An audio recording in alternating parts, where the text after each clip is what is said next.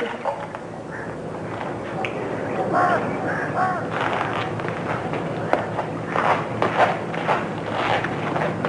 ته څه ته ولاړې دورانیه؟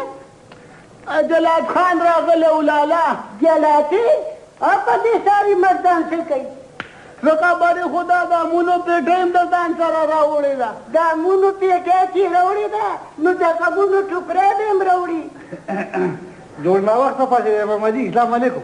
لالا مې د مانځه نه پس لږه سترګه ترخوي. مشران باچیان کله کې هلکه جلاتیه د امونو دا پیټۍ په کومه خوشحاله کړي. نن سبا د ډېر تاوانونه شروع کړي دي. یاره محمدي په دې مانه تېرې څه دي؟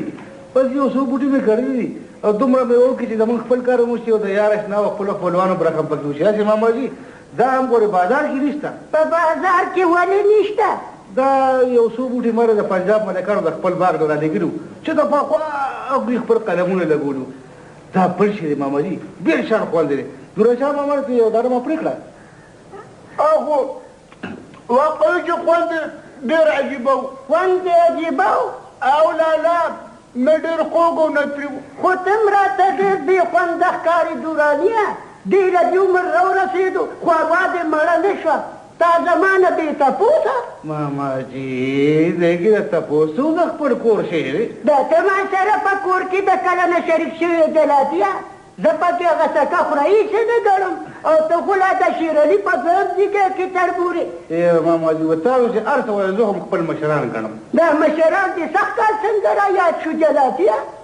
د لالا مطلب مې دا دی چې ستا خو د امونو بوټي ډېر زاړه وو اوس دې په خپله خوله ووي. یاره بس د فکر خبره ده اصل کې ماماجي دومره لانجي چې بس دا به بیا د ځمکې لانجې را په مخه کړي. خو کمال الدین به در سره مقدمه کوي. نه نه نه کمال الدین له خو زه ځمکه نه اخلم ځمکه ورته پرېږدم. دا څه وایې جلاتیه؟ تا دې رښتیا وایي دورانیه؟